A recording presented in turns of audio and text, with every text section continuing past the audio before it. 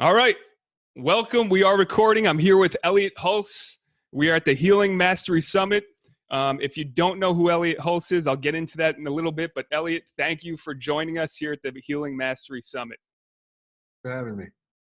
So, Elliott, if you don't know who he is, like I mentioned, you should know who he is. He's got about 2 million YouTube followers. He's the king of making men strong. You've been a strongman, a strength coach, you're a husband, father of 4, and a father figure to millions of men all over the world. I watched your videos since 10 years ago myself, and people listen to what you have to say because it works. And I can vouch for that myself. And so you're teaching men how to be strong.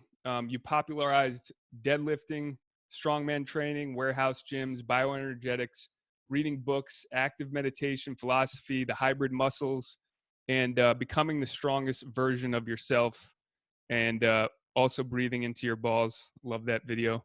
And so it's all about making men strong. And so how did you start to get into that? Like, when you first started doing YouTube, was that the main focus, like making men strong, or did you just start doing YouTube videos and then all of a sudden you realized you had a large men following? Is that how it went?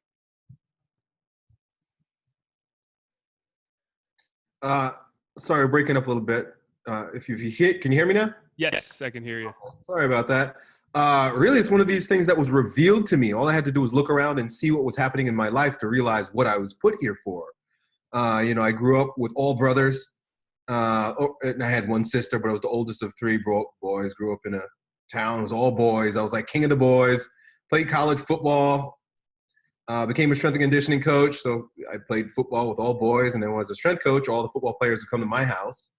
And I trained them when I was in high school and football, high school and college. And then when I became a professional, when I started just as a personal trainer in a regular fitness gym, I look at my roster and it's like 90% men. And so it's just been what I've always done. It's been who's been around me, and it's been who I most enjoy working with. So making men strong is really the reason why I'm on this planet. Awesome. And I think this is a perfect time for you to be on this planet. And have you seen, in the time that you started playing football till now, a change in masculinity or men? Have you noticed any shift? Wow. I mean, it's been tremendous. In fact, I'm going to state a statistic that I recently read, but I'll talk about my experience in a moment. I read recently that testosterone levels in men have dropped something like 30% over the past just 20 years. So in the 1980s, when I was in elementary school, I played football in 1994, the average testosterone level of the young men that I was playing with and would be around is higher statistically than the men today. And so that kind of points to the root issue, or one of the root issues, explaining describing why it is that I see what I see with the young men today, that wasn't the case when I was younger. So, for example, I don't know if you remember, but many years ago when I was a kid growing up, there was like the fat kid, and there was like everybody was pretty much the same, and then there was like the fat kid. Yep. Now same for me. All fat kids. They're all fat kids. Yeah. And there's like, oh, there's the not fat kid. Right. That alone is just one of the manifestations of this problem that I've seen over the past few years. And so what do you have like a belief, or do you have an idea of like what's happening and where this is coming from and what's going on? Yeah, we're being chemically, right, biologically and socially engineered to have less masculine traits and adopt more of a feminine way as men. And it's destroying our bodies, it's destroying our mind, and it's destroying our society. Yeah, and do you have an opinion on the reasoning behind this? And like, is there like some, is this done with a purpose? Like, is this being done so that with a reason in mind? Well, it depends on how deep down the rabbit holes you want to go, and who you ask. I like to entertain those kinds of ideas, and it's just kind of obvious that if if you're going to rule over people, lord over people, control people, manipulate people, it's better to have subservient, weak, passive people that you could, men who are not acting like men. Men are defiant by nature. Interesting, I read an article about masculine virtues. One of them was defiance. And the minute I read that, I was like, yes, that's right. Men have boundaries. Yes. Men say no. Men don't put up with shit. But that's not a feminine virtue. Feminine virtue is more about inclusion, and bringing people together and being liked, going with the flow, which is okay for women. But now we've got a society where men and women both act that way, so we don't have masculinity. And women suffer, men suffer, society suffers, but those who pull our puppet strings, it's that much easier. Totally. So would you say that there is such a thing as toxic masculinity? Not in the way that it's described and defined in our society. When you use that term toxic, I redefine it for myself. And I would say that it's what we're seeing in the behavior of most men today, which is passive aggression. Yeah. That's when aggression becomes toxic, when it's passive aggression. Yeah. The aggression doesn't go away in men. Yeah. It doesn't. We're born with it. But when it's directed and focused in a positive, generative direction that's life affirming, it's a beautiful thing. But when it's stifled, it shows up in perverted ways. So it's funny because, you know, a lot of the people that push the agenda that come from push an agenda that is more feminine. Mm-hmm. Yeah. They happen, especially the men feminists that are on that side, they happen to be so much more violent and angry even than conservative men that are acting like real men, because all of their aggression has seeped into the shadow and it shows up in their passive aggression. I watched a video just the other day. You know, there was a couple. They were going to a Donald Trump rally. Those two, a man and a woman. And there were all these angry people, men and women, at them dressed in black. And someone reached out and slapped this woman. And I was like, here are these people who are proposing that their way is the peaceful way, the get along way, everybody's equal way, the egalitarian, they're tolerant, the tolerant way, but they're the most intolerant. And that's because you can't breed it out. You have to recognize it and use it to its greatest ability. Otherwise, it turns perverted, and that's what we've got, a perversion. So is that kind of a mental illness in a way? Like, is that kind of like is that an ego battle? Like, what do you think's going on there? Have these people been brainwashed, or like? Well, yeah, we're all brainwashed. I mean, if you're taking in any kind of media, you're consuming any kind of public school education. Just it's the culture. It's the culture. What I would say is that we live in a backwards culture. You can't expect to have good fruit come out of shitty soil. Well, we're living in a shitty soil time where the culture is perverted. The music is perverted. The movies are perverted. The ideas are perverted. When I say perverted, I don't necessarily mean sexual perversion. I mean backwards, turned wrong, turned on its head, anti-nature. I like to say that the difference between to know if something's evil or something is good is if it's life-affirming or life-negating. If it's life-negating, it's anti-nature. If it's anti-nature, it's evil. It doesn't exist. It doesn't make sense. It's a figment of our imagination, and it's really just going to confuse people and fuck us up. Yeah. Evil.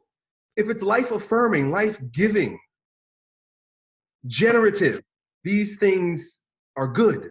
We're living in the age where it's just complete breakdown, degeneracy. Awesome, man. So your whole thing is like bringing people back to nature, essentially. It has to be. We have to walk with the Tao, walk with God, a Christian would say, but a Taoist would say the Tao, the way. Just pay attention. Nature shows us. God speaks to us consistently if we stop thinking so much and just look. You know, one of the mental perversions, of course, that shows up in sexual perversion is this idea that gender is fluid. Well, you can be whatever sex you want to be. No, not because of anything that says in the Bible, but because look around, look in nature, look at your penis. Yeah. You're not a woman. It doesn't matter what's going on in your head. You asked before if it's a mental disease. Well, yes, it's been shown over and over again from science and doctors that this idea that you have gender fluidity or you don't identify with the organ that you have is a mental problem. It's usually, and I say this with compassion because it's usually spawned on by people and happens to people who've had trauma early in life. Right. People who've been sexually abused or just had a tense time in their home, they take on that nature and it shows up as perversions later on in their life, confusion later on in their life. But in our culture, instead of trying to help those people, we turn them into a victim class and celebrate them. And next thing you know, we've got, drag queen Christmas or drag me library time, something like that. It's like, come on. Yeah. Yeah. No, I totally agree. The insanity, it's unbelievable. So basically, how do we help people get back? How do we help men who've maybe lost their way get back to where they need to be? Like, is there a way that we can like shake some sense into them? Because if their testosterone's low, like, I guess the goal is spike their testosterone. What do we do? Well, there are a lot of different ways to go about it. One of which is to lift, right? As simple as that. You're going to start with the top commandments for how to become a man again, how to become alpha again. I say that it's inextricably linked with lifting. When you lift weights, you stand taller, you walk firmer, or you have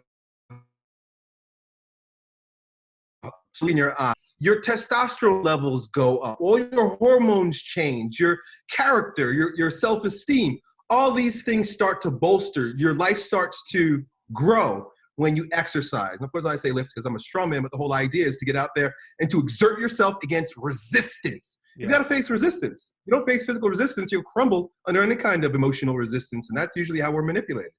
Yeah, and lifting though is, like you say, exercise, but lifting really is necessary for men. I mean, to like activate the muscles, which stimulates the testosterone, and then therefore it stimulates growth, and so exercising is great, but actually lifting heavy weights. Yes, that's a good place to begin. Because we can get into all kinds of ideas and behavior modification. But really, it boils down to what are you doing every day? And if you're overcoming resistance every day, you're lifting every day, you're growing stronger every day, they add up, and ultimately your character is going to change. I don't have to tell you anything. You're just going to evolve. Right. Similar with like the ice baths, right? Like getting in the ice bath, building resistance, building that.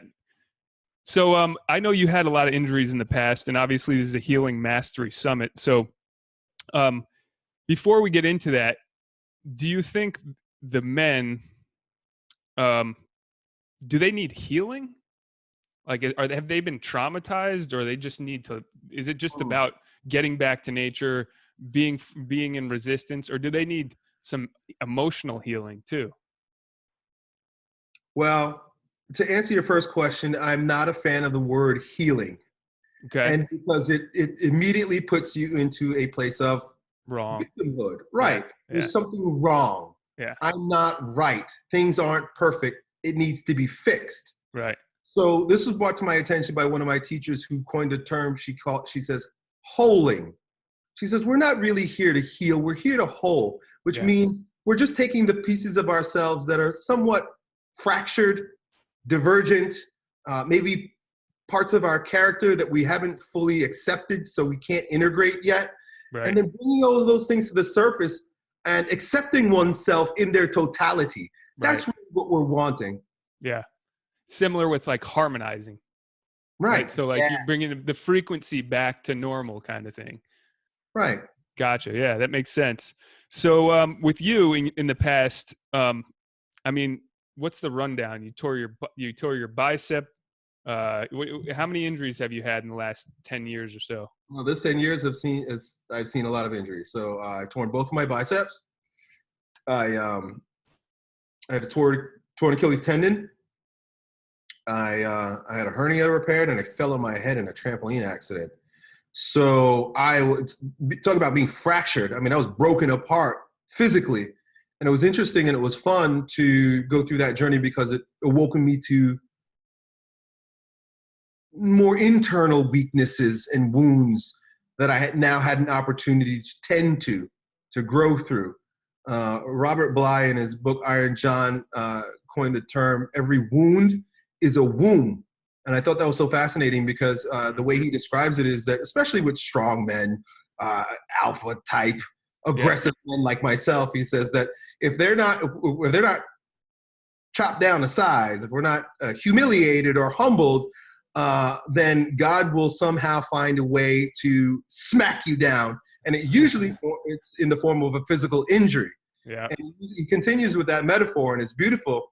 He says that every wound is a womb, and that if you could think of a wound as like an opening, right? A wound is an opening. Say you injure your shoulder, or I tear my bicep. It literally is an opening that allows God to come in and almost like, drop a sperm, a seed, so that in that womb, something else can grow inside you. So, tearing my bicep made me humble enough to allow God in so that he can work something in me and be reborn. So I've experienced it firsthand. Yeah, man, that's powerful. The same happened to me. And that reminds me of a Rumi quote, which is one of my favorite quotes, is the wound is where the light enters you. And that's directly what you're talking about. And so I agree with that, because that's been the same in my past. And that's actually what we're speaking about on this summit, is that there is the silver lining. There is a gift. And so I'm glad you brought that up, is like, yeah, these things happen to me, but actually this was one of the best things that happened to me, or awakened me and opened me up, or made my consciousness greater. So what, can you give specific scenarios, like, for, like, let's just say your bicep, like when you tore your bicep, was there a specific awakening with that injury as opposed to other injuries?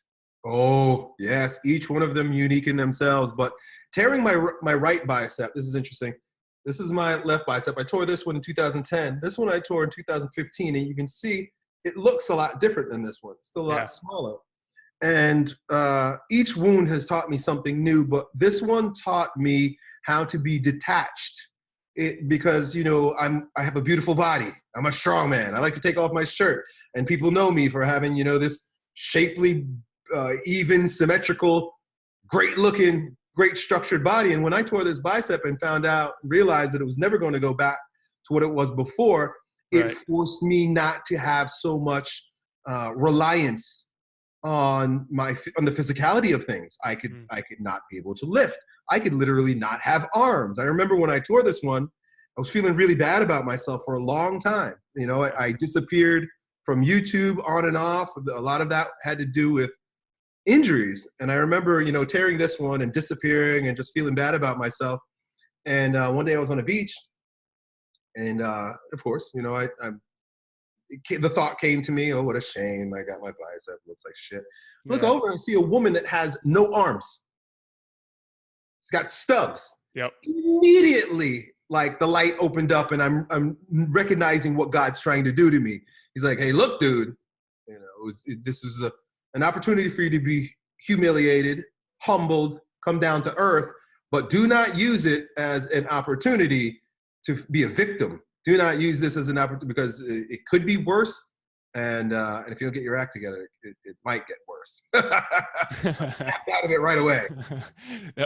That's an awesome message. And I love the fact that you keep reverting it back to victim mentality, because that goes directly to what you're talking about, is like, is it life affirming? And is it the opposite? And victim mentality is not life affirming. It's actually taking away and stripping away. So when you're encountering this pain, and for the people that are listening, most of them are going through probably some struggles, some pain, and they're trying to reharmonize or get whole again. And so there is a way you can go into the victim mindset, or you can look for the positive.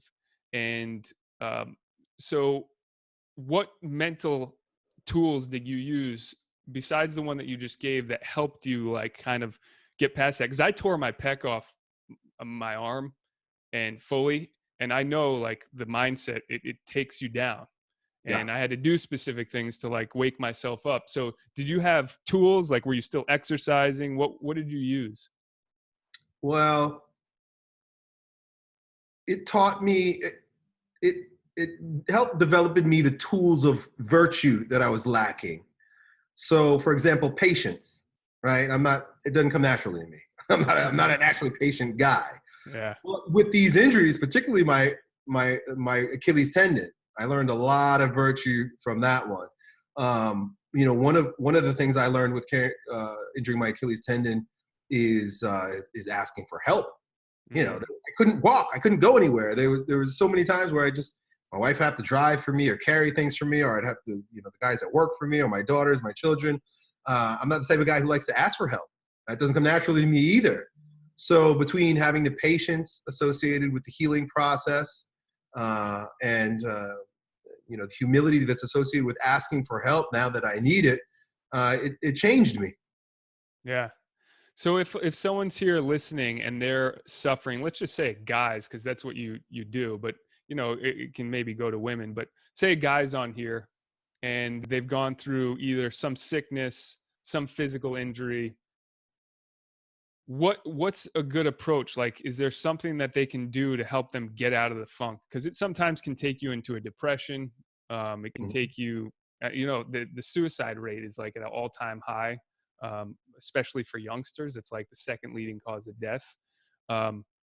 So besides lifting, let's say they're lifting, what other things can they do to maybe stimulate this mindset to like get them active, get them out of the funk? Well, this is a tough one in our secular culture, but I think it's good for men to have God. I think it's good for men to have a higher authority, an avatar, someone to look up to. Otherwise, we would be lonely. Can you hear me? Or am I getting on There we stage? go. Yeah, it cut out for just a second. I think it's good for men to have a God, so that we have an external source of authority. Robert Moore talks about this often in his work, and he's the author of King, Warrior, Magician, Lover. But by having the center of the focus, the center of the cross, the here with me, is very self-limiting, and causes a lot of stress. Yes. So, for example, and I'm talking about religion in all of its regard and its and philosophy and these ways of thinking that are supportive of us. But so, for example, like the ancient Greeks would, if somebody was a genius, for example, they wouldn't take credit for it. They would say that person, the genius, meaning the non-personal, the extrapersonal entity is working through this man. That way, that man doesn't become inflated, which I think happens to a lot of us. Yeah. And when things go bad, when things go wrong, he's not deflated, because it was God, it was the Spirit, it was great being, it was Jesus, whatever you want to call it. The whole idea is that we got to take the center of focus off of ourselves and put it on the intrapersonal God. That way, when we find ourselves in these very unclear and painful situations, we can relinquish the responsibility of having to do it ourselves to higher power. And one of the greatest ways to work with God or higher power in that way is to journal. There's a wonderful book called, I think, Writing Down Your Soul. By a woman. And so you pose the question to God.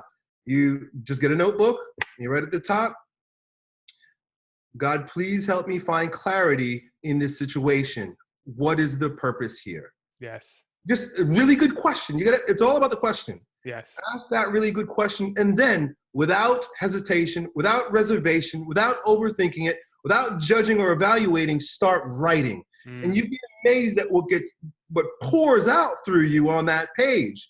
You can find that that you're inhabited by negative spirits, because if you start writing and it's like, you're a loser and you'll never get it right and you'll always mess up and you'll always be less than, you can then objectify it, look at the paper and ask yourself, who the fuck's voice is that? That's a lot of God. Those quote unquote demons are our parents' voice, or the voice of a school teacher or a girlfriend that left you years ago. That's still lingering. If you get that out on the paper, you'll find that over time you start to purge all that negative junk, and then God actually does have the space to speak through you and say, look, I've got a mission for you. I've got a path for you. There's a reason why I'm putting you through this. Yes. Because I want you to be stronger. I have work for you to do, and you're being prepared for it. That's more than likely what will come out. Awesome. I love it. Have you ever read Conversations with God? Yes. Yeah, so that's like a perfect example right there. The guy just started the conversation and wrote one of the most amazing books ever created, in my opinion. I Um, agree. yeah. So how did you, were you brought up Christian, or like how did you get into God? Because I think this is a very important part of if you want to call it healing, like that for lack of a better word, but for wholeness, um, it's a very important part of it. So like, were you brought up Christian and then you kind of disassociated with it? Like, tell me your story there with your relationship with God. Well, I grew up Catholic, and my parents sent me to CCD, or like, Bible class and stuff like Yeah, that. I was same here. confirmed. Yeah, and Yeah. it's a battle, because religion can't compete against media. It can't compete against the secularized world for children.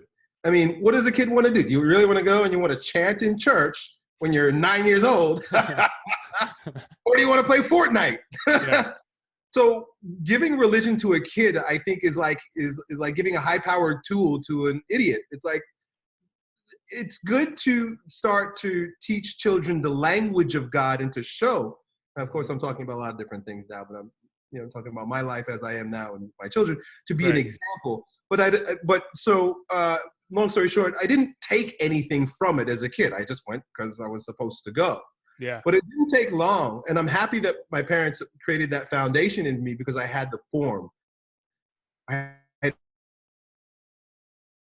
I knew the terms. I understood the basis of it.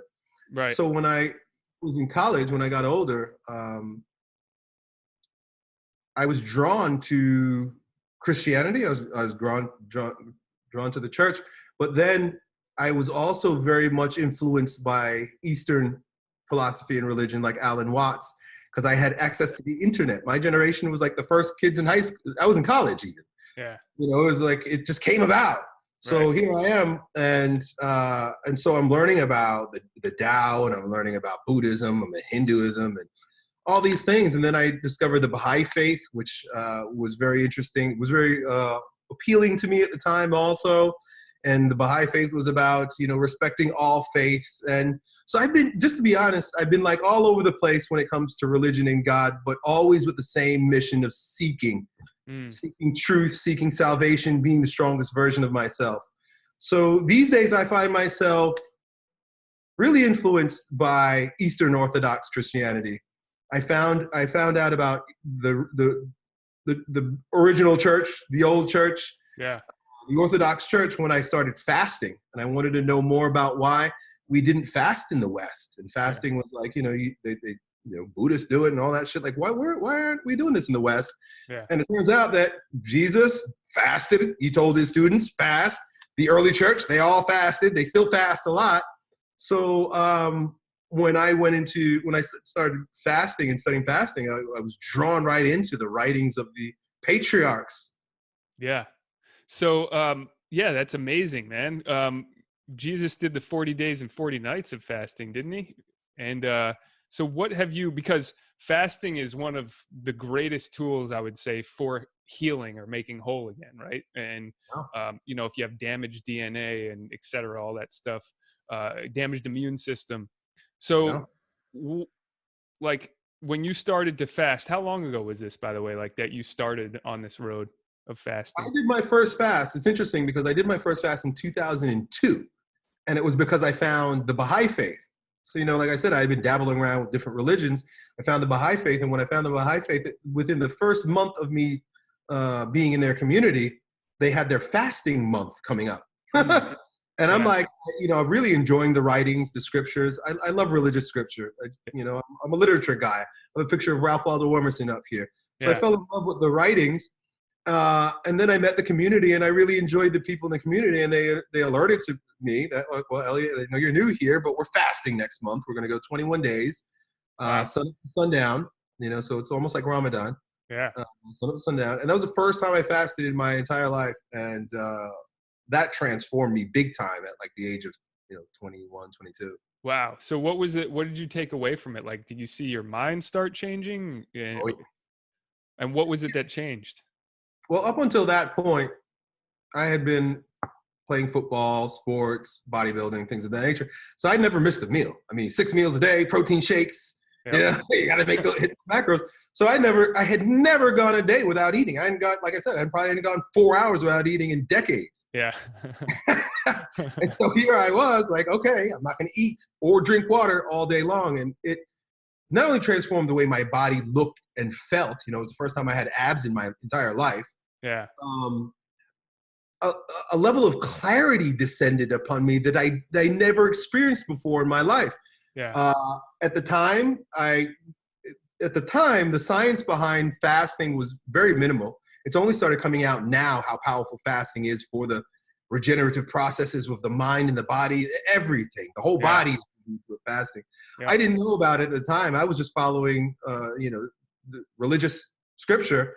And so to me, it felt like the Holy Spirit descended upon me because now I got more energy. I'm smarter. I'm more charismatic. I'm talking to people. Yeah. And I had never experienced that before in my life. So it's nice now to actually have the science to say, well, yeah, you probably kicked over into ketosis and your brain was using ketones as a more fuel efficient energy source and all these different things that we now know. Autophagy. Yeah. So I was even looking different, because the skin rejuvenates itself. All these things happen. And it was just from 21 days, 19 days, 19 days. Yeah. Sun up to sundown, dry fasting. So when sundown came, what were you doing then? Then you just have a meal, or was there a particular protocol for that? No, nothing official, but I learned very quickly that I needed to drink a lot of water, and I discovered early on that following a more of a ketogenic diet, eating more of a ketogenic, higher fat, higher protein diet during those times made it easier for me when I was fasting. I didn't know anything about insulin back then either, but it was just I was taking notes, and I realized, if I eat a whole, because Baha'i is a Persian religion, and they eat a lot of rice. So I go and eat up all the rice and then be freaking starving the next day and hurting with a headache. Yeah. I realized, if I just eat meat and some vegetables, keep the starch low, fasting's pretty easy actually. Awesome. So you did that in 2002. And then I noticed lately you've been promoting, I think on your Instagram, about fasting, like doing 10-day fast or something like that. Are you doing full 10-day fasts? Or are you doing it kind of the similar way where it's sun up to sundown? Well, there's so many different ways to fast, which is what makes it so fascinating and amazing. I mean, it's adaptable to who you are, what you got going on. The longest fast I ever did was a 10-day fast. It's not that I recommend 10 days, but what I do with one of my ebooks is I teach people how to use a 14-day span to start implementing shorter fasts. Yeah. So you'll have a 72-hour fast, and then you'll break. And then, another 72-hour fast, and so on and so forth. So really, you're using these 2 weeks in order to acclimate to prolonged fasting so that if you choose to go 10, 20 days, it's up to you. So basically adaptation. Yeah. Like getting their body used to it. Now, after you do the fast, do you do cleanses too? Because doesn't it create, it kind of pushes out all the junk. So you kind of want to flush that out. Do you ever do cleanses after the fasts? Yeah, I always recommend that during these prolonged fasts that you do enemas or and also salt cleanses. Okay. And what's a salt cleanse look like? So it's the magnesium sulfate? A salt flush. So check this out. If you've never done this before, you're in for a treat. You get about 1 liter of warm water, about body temperature. You want it to be the temperature of your body. So warm water, and you put about, I think we put 2 or 3 tablespoons. You can look it up. It's called the salt flush. Yeah. 2 or 3 tablespoons in it, shake it up, and drink it as quickly as you can. That water the salt water just seems to push everything out down through your colon. Yeah. So it's almost like, if you could imagine, this was the analogy that came to my mind first time I took it. I drank it, and I was on the toilet spraying out of my butthole for a good portion of the morning. Yeah. It's almost like taking a fire hose and putting it in your mouth and cleaning out. That's what I like to say. It's like cleaning it out from rooter to the tutor. Yeah, I think it opens up your bile ducts and all that crap too, doesn't it? Ooh. Just pushes all the stuff out. Wow. I know there's a lot of benefits to it. Yeah, so basically you do fast and then you do salt flush and then now you go on and start to eat again. Do you go through like phases where you're just stuffing your face for the next few days or like In the beginning, I used to do that because I didn't have the self-control, yeah, that's why it takes time to acclimate. I no longer need to do that because I don't have that emotional urge. That's all emotional. Most hunger is emotional. right. It's an It's emotional attachment. right. We're Yeah. feeling hungry or we get scared that we're going to pass out and die. It's all feelings and it's all fear. Yeah. Most of it, yes. So in the beginning, as I was trying to breed that fear out of me, I still suffered from, I binge. And so it's interesting how I didn't really need to stop binging. It just went away on its own as I continued to fast. Yeah. So now when I do fast, if I'm being strategic with a break, I'm going to break my fast. Depending on how long it is, I'll have to begin slowly. Maybe with like some lemon water and apple cider vinegar, just little things like that to get the digestive juices going. Yeah. Then I'll keep it usually like a light, small ketogenic meal, like some eggs or something, and then a bigger meal later. So you basically like a phase into it instead of just going crazy. Yeah, I've had some pretty bad stomach aches from gorging. All right, so I want to bring it back to like, because this is all good things. And do you see people on your Instagram, like men who are struggling, go through a fast and then all of a sudden have like a revelation? Is this something like, is that part of the reason why you promote it, or are you just promoting it because It's a it's big fun? part of why we do it. Yeah. Can you, Sorry, I'm breaking there we up go. here. Did you hear that last part? You said if you could ask one more time, that'd be good. So like on your Instagram, you're promoting fasting. Is it for the health benefits or is it for your tribe of men to kind of get them to wake up? Because also it does help testosterone levels, right? Yes. Yes. It's all of it, dude. It's all of Yeah. it. I used to be, and not to say that I'm not any longer because meditation is still very important, but I used to be very much about like, that's the key. Treat your body well and then calm your mind so that you have emotional strength. We have physical strength, mental strength, and emotional strength. Meditation helps that. But I found that fasting is like a catch-all. Yeah. So with fasting, you're gonna meditate. Yeah. You don't eat for 3 days. I don't have to tell you to meditate. You just will because you'll Yeah. sit there. You won't have the angst, the anxiety, the impetus to constantly be doing stuff. Yeah. You just want to, at least for me, I just want to be introverted. So it not only cleanses the body, it cleanses, creates a situation where you're, autophagy and all these great, wonderful physical things. But at the same time, it also will change your character because it gives you an absolute different objective view on, ourselves, our addictions, our fears, and all kinds of stuff. Yeah, that's powerful. I'm going to have to try the 10-day fast. I haven't gone that long yet. So we're getting close to the end of the hour. Is there anything that if men are listening to this or anybody who's dealing with issues who has that wound that's open up, is there anything that you recommend to this person as a beginner? Like if they're just starting out, they're just awakening to the fact that, wait, they haven't been treating their body well and maybe they're responsible for the situation that they're in. And how do they get out of this situation, whether it's an injury or sickness, anything of that magnitude? Lift. Begin with lifting. Begin with the body. And I say that facetiously, but I mean begin with the body. We live in a time where information is so plentiful that it's pathological. Yeah. And we end up overthinking things, mulling over things, researching too much, looking for all the answers outside of ourselves. Yes. We've been trained that way. Yep. Where if we just come back home and start doing the normal things that you do when you have a human body, a lot of that stuff just takes care of itself. Yeah. I was watching this, I was reading this New York Times article that we referenced in one of my fasting pieces.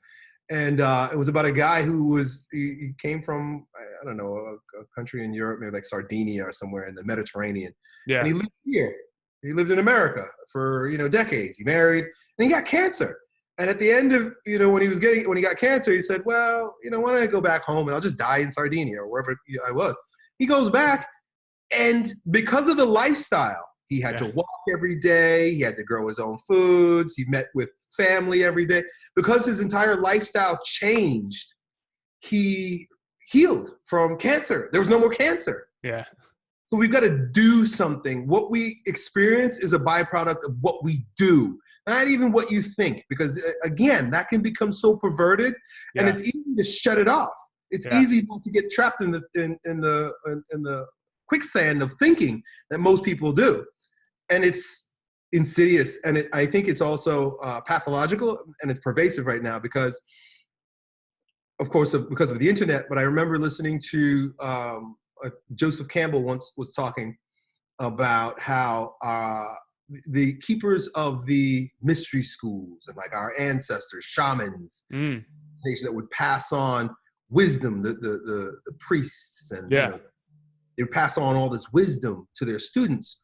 But it was very important, and our ancestors understood this, and he spoke about it, that no one under the age of 35 received this knowledge. And the reason why, and he also referenced Carl Jung. He said Carl Jung would never take a student under the age of 35. The reason why he said that was because all those high ideals and spiritual ideas pervert the young. Because when their bodies are fresh and virile and strong, and you have to go and fucking build, that's what you should be doing.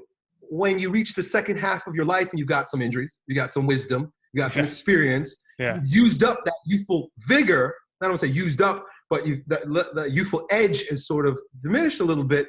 Now the strength steals inward. So one of the things I advise, even like a lot of young men come to me for counseling and coaching and to my events and things of that nature, is to stop consuming all this spiritual, special information. Not that it's wrong, but it's inappropriate at this time. You need to go out there and grind. Yeah. Awesome. Simplification is really what it's all about. You're right. I love that, because you just cut straight to it. And really, the whole Sardinia story is beautiful. I'm actually writing a book about bringing back to nature, right? It's called Healing Hacks. But really, that's what you're talking about. It's like, listen, it's pretty simple. Is just do the things that we always did back, 100 years ago. We had to walk. We had to eat fresh fruit, fresh vegetables. We had to lift things, and then the guy healed and doesn't have cancer anymore. So if it doesn't get any more simple than that. No, it doesn't. I love it. So are there any last things that you want to go over or bring up as it pertains to healing mastery, or whatever you want to call it, wholeness, harmony, before we end here? And then I'm just going to tell people how they can get in contact with you, and anything else that you like to share. Well, I'll just reiterate something you said, which was the Rumi quote that I think, if I say it right, it's the wound where the light comes in. Yes. I mean, that's profound. The way I heard it was the wound is the womb. That's profound. It's a paradigm that absolutely shifts every aspect of who we are and why we're here. And it doesn't matter if it's a mental injury, an emotional injury, a physical injury, an injury to your pride. It does not matter. See it for what it is, which is an opportunity. Yes. One of my favorite, I think I made this up, but I like to say every master is found in the disaster. It's the very thing that makes you crazy or weak or sick, that the mastery, your self-mastery, will be found in that. So it's not only just a, something that you mitigate and put up with. No, my friend, look deeply into that wound, because that is the very place where you may find your greatest gifts. Yes. And I love it, because that's why I have such an issue with equality, because all the people that we've seen, that we revere, went through tremendous adversity. And that's the reason why they became who they became. And so when we try to dumb people down or try to even the playing field, we're not doing everybody a massive disservice. Wouldn't you agree? That's right. I do. Yeah. So the people here that are listening to it, find the light in your wound, because I know I did. I've gone through some serious suffering and pain through healing. That's why I'm actually doing this summit, is to like share my experience, strength, and hope with other people. And so that's why I wanted to bring you on, and so you could share all the knowledge and strength that you have. And it's been awesome, Elliott. So Elliott, for those listening, you can find him on Instagram at Elliott Hulse, Facebook, Elliott Hulse, and then you're also on Twitter at Elliott Hulse. Is there any other way that they get in contact with you? I know you run retreats specifically for younger men, correct? Yeah, and we're expanding for all men. You know, we'll be doing something with the patriarchs here pretty soon, where I want to get fathers and grandfathers and men together. So we'll be doing that. All that stuff you can probably find if you follow me on social, but you can also just go to elliottHulse.com. Awesome, man. I love what you're doing. And it's needed, very, very needed. So if I can help you out in any way, if we can help you out, let us know. Any last words before we end here? Nope, that's it. Keep doing the great work that you're doing, brother. Appreciate it. Thank you, man. I appreciate it. Thanks for joining us on the Healing Mastery Summit. Elliott Hulse was signing off. Have a great day.